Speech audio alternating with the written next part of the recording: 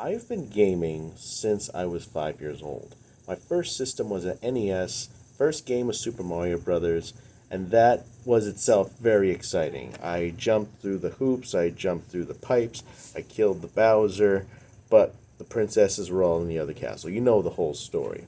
And as games got better and better and better each and every time, they got into different devices, different platforms, and there's just a lot of different nuances to games now. It's not just the sit at home console where you can just plug something in and then boom, you're already playing. You're already doing something in that moment. When you have an NES, that is the moment that you're in the game. There's no save points, there's no cloud saves, none of that stuff existed in the 90s. When we had an NES, you had a controller, you had a big ass TV, you had that moment. There was no save spots or anything like that. And when it was game over, you did the dishes. That's all we had to do.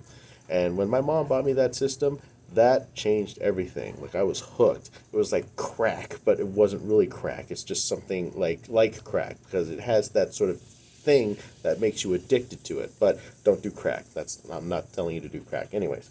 But the games now that fit in the palm of your hand like on these phones, they're messed up.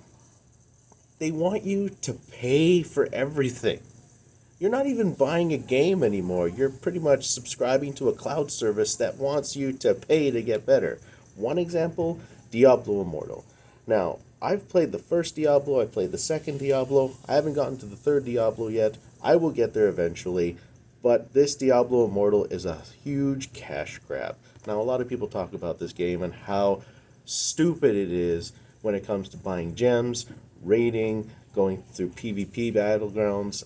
That just, it's terrible. Like, I heard one guy spent $100,000 to get max level, and he didn't even get queued for battlegrounds. He just wasted 100 grand to be overpowered, and nobody wants to play with them. But you can look that up on YouTube. It's there. But how did we get from NES, Super Mario Brothers, just a cartridge with not even like a kilobyte of data, to multi-tiered games that are pay to win that don't even have any sort of progression? It's just you spending money so that you can prove to people that you're better than everybody. You know what they call that? They call them whales. Nobody likes a whale. We hate whales. And they make us feel bad about our life decisions. So I don't like those kinds of games. I tend to stay away from them. I mean, albeit I did play Diablo Immortal for a few months, but then after a while, it was just like, what the heck is this crap? I don't want to play this anymore, so I uninstalled it. Also, Raid Shadow Legends, all those other games that I used to play, I just deleted them from my phone, and I haven't played them since. Sure, I go back for like a promotional event, but I haven't played them for months. And I feel better for it because I have more time with my kids that way. I'm able to go for more walks. I'm not gaming constantly on my phone because phones are not designed to last long for gaming. If you had like a big ass battery on a phone, then that'd be another story. But they're not console level where you just stay at home and play.